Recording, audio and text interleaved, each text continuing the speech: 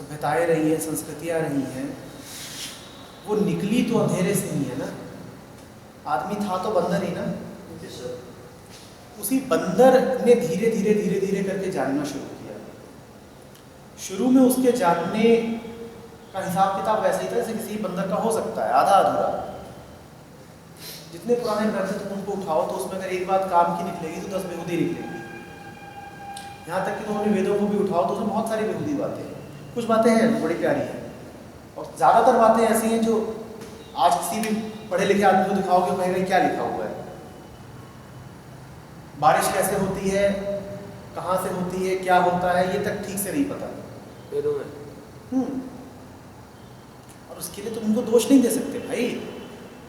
वो आदमी वो है जो बस अभी अभी सभ्यता में प्रवेश कर रहा है, तो वो इतना भी कह पा रहा है, ये बहुत बड़ी बात है।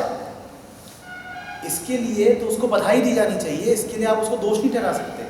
आज तुम्हें इतनी कुछ उपलब्ध है चीज़ें, साइंस उपलब्ध है, इंस्ट्रूमेंट उपलब्ध है, एनर्जी उपलब्ध है, अतीत का नॉलेज उपलब्ध है, तब जाकर के तुम इतने होशियार बनते हो।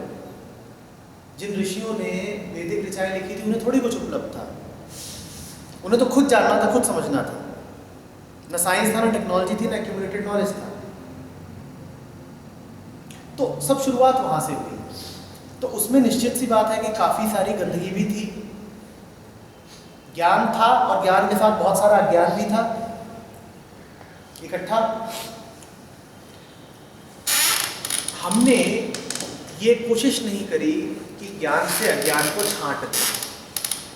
हमने क्या करा कि अतीत के जो लोग थे, उनकी जो लिखी हुई किताबें थी, हमने कह दिया कि ये तो पूरी ही बात ठीक है। जो उन्होंने कहा उन्होंने अपनी समझ से कहा। पहली बात तो हमें ये जाननी चाहिए थी कि समझ महत्वपूर्ण है, क्योंकि जो वो कह रहे हैं अपनी समझ से कह रहे हैं।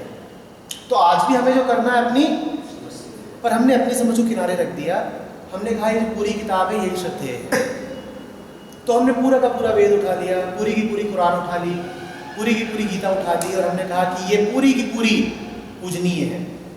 उसमें हमने अपनी समझ का इस्तेमाल नहीं किया कि जिसको कबीर ने कह दिया है कि सार सार को कही रहे थोथा दे उड़ाए, कि सार को ले लो और थोथी बातों को उड़ा दो, छोड़ दो।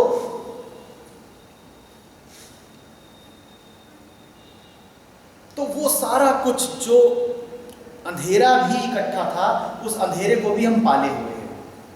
तो आदमी की बेहोशी का एक बहुत बड़ा कारण तो वो है, ये ऐतिहासिक कारण हो गया। मैंने कहा दूसरा कारण ये है कि हमें आदमी के मस्तिष्क की संरचना को समझना होगा। देखो, बाहर की जो बातें होती हैं ना, वो तुम्हें कोई बता सकता है। न्यूटन ने ग्रेविटी को जाना और उसने तुम्हें बता दिया, अब तुम्हें बार बार जानने की जरूरत नहीं है, ठीक है ना। एक चीज़ जो न्यूटन ने जानी उसने तुम्हें बता दी, तुम बस प्रयोग करके देख लो कि बात ठीक कही है, हाँ ठीक है, हो गया। एक आदमी का जाना हुआ सत्य सार्वजनिक सत्य बन गया, अब कोई दिक्कत नहीं है, कोई समस्या नहीं है। एक साइंटिस्ट कहीं बैठ के कोई रिसर्च करता है और उस रिसर्च को छाप देता है, वो बात सबको पता चल जाती है, सबको पता चल गई। अब आपको अलग से रिसर्च की जरूरत नहीं है। लेकिन आदमी के मन में ऐसा नहीं होता कि एक ने जाना और सब फायदा उठा ले। आंतरिक सत्य सबको खुद ही जानने पड़ते हैं और बार बार जानने पड़ते हैं। वो बाप बेटे को नहीं दे सकता, भाई भाई को नहीं दे सकता, दोस्त दोस्त को नहीं दे सकता। अगर मैंने कुछ समझा है तो वो मैं तुमको दे नहीं पाऊंगा। मैं सिर्फ कोशिश कर सकता हूँ कि तुम खुद जानो।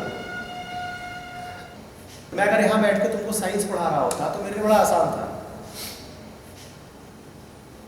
उसमें जो कुछ लिखा है तुमको दिया जा सकता है कि रट लो, जान लो, तुम भी, हो गया, खत्म बात।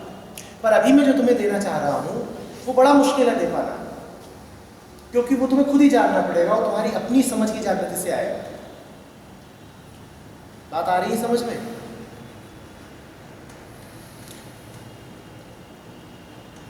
परंपराओं का फ्लो करना आसान है, समझ नहीं फ्लो करती। कंडीशनिंग पीढ़ी दर पीढ़ी आगे बढ़ सकती है, जागृति पीढ़ी दर पीढ़ी आगे नहीं बढ़ती। वो हर मनुष्य को खुद ही पानी होती है। तो अब समझ लो कि अंधेरा तो चलता है ज्योमेट्रिक प्रोग्रेशन में, कि वो फैलता जा रहा है, फैलता जा रहा है, पीछे से आता जा रहा है। और अवेकनिंग चलती है अरिथमेटिक प्रोग्रेशन में, और वो भी जिसका, इसको तुम क्या बोलते हो, difference, common difference. Common difference सिर्फ 1 है, और वहां चल रहा है ज्योमेट्रिक प्रोग्रेशन जिसका कॉमन रेशियो है 10। तो क्या ज्यादा तेजी से फैलेगा? तो बस इसीलिए तुमको दुनिया में सब अंधे दिखाई देते हैं, क्योंकि जीपी ज्यादा तेजी से फैल रहा है। जागृति अपनी अपनी होनी है, कॉमन रेशियो 1, कॉमन डिफरेंस 1। तुम पाओ, फिर तुम पाओ, फिर तुम पाओ, फिर तुम पाओ, फिर तुम पाओ, एक एक करके सबको अपनी अपनी पानी है। और अंधेरा पीछे से चला आ रहा है और बड़ी तेजी से फैलता है। एक बाप अपने चारों बेटों को दे देगा, एक घर की परंपरा है, वो चारों बेटों को मिल गई, हो गया कॉमन रेशियो 4 का। समझ रहे हो बात को? पर जागृति नहीं बांटी जा सकती, वो सबको खुद ही पानी होती है अपनी जिंदगी में। इसलिए हमेशा तुम पाओगे कि खूब अंधेरा ही फैला हुआ है, और ये हमेशा ऐसा ही रहेगा, तुम इससे लड़ नहीं सकते। अतीत में अज्ञान है, बहुत सारा है, और वो बहुत तेजी से फैलता भी है। जागृति अतीत से नहीं आती और वो फैल भी नहीं सकती। अतीत तुम्हें जागृति नहीं दे सकता, अतीत अज्ञान बहुत सारा दे सकता है, और अज्ञान खूब तेजी से फैलता भी, क्योंकि वो परंपरा बन जाता है, आदत बन जाता है, वो फैलता है। सर और जैसा आप कहते हैं अतीत से अज्ञान आता है सर, ये भी तो हो सकता है कि उस चीज़ को समझने के लिए हमारी जागृति नहीं बन पाई, इसलिए हम उसको अज्ञान कह रहे हैं। मगर जैसा आप कहते हैं वेदों में ऋषि मुनि ने चीज़ कहा, कुछ ठीक है, कुछ ठीक नहीं है। तो ये तो हो सकता है जो ठीक नहीं है वो इसलिए हमें ठीक नहीं लग रही क्योंकि उस चीज़ को हम समझ नहीं पाए या जागृति नहीं। बेटा जब पढ़ोगे तो समझ जाओगे। हाँ सर, जब पढ़ोगे तो समझ जाओगे कि इसमें कुछ ठीक नहीं है। जब पढ़ोगे तो समझ जाओगे कि ये जो कह रहा है आदमी, ये आज से 6000 साल पहले का आदमी है, अभी अभी इसने दुनिया को जानना शुरू किया है। तो तब तुम उसे बात के लिए दोष नहीं दोगे, तुम्हें भी ये गिल्ट नहीं महसूस होगी कि मैं इसे गलत क्यों कह रहा हूँ। तुम कहोगे इसने इतना ही कह दिया तो बहुत कह दिया, इससे ज़्यादा कुछ कह भी नहीं सकता था, इससे ज़्यादा ही कुछ कह भी नहीं सकता था। हिंदुओं में बड़े समय तक ये विश्वास था कि दुनिया एक कछुए की पीठ पर टिकी हुई है,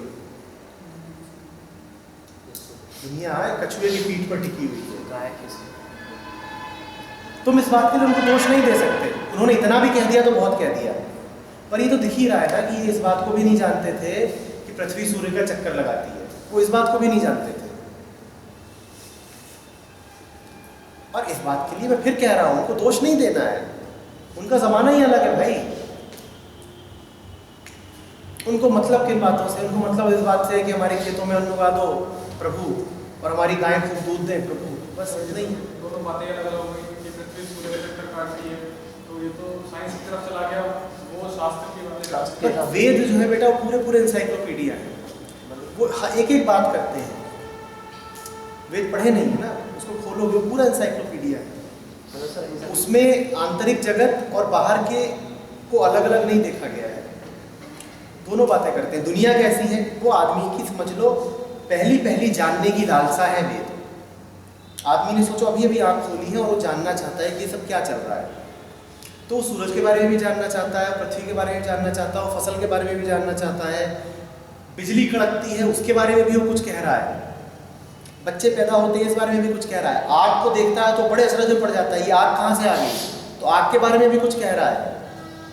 मृत्यु होती है तो समझना चाहता है कि मृत्यु क्या चीज़ है, तो मृत्यु के बारे में भी कुछ कह रहा है। वेद एंसाइक्लोपीडिया है पूरा, सब कुछ है उसमें। म्यूजिक के बारे में भी है कि अरे ये इतनी खूबसूरत आवाज़ कहाँ से आ गई, दवाई के बारे में भी है, अच्छा ये खा लेने से आदमी ठीक हो जाता है। तो समझो कि नए नए आदमी की पहली वो जागरूकता है।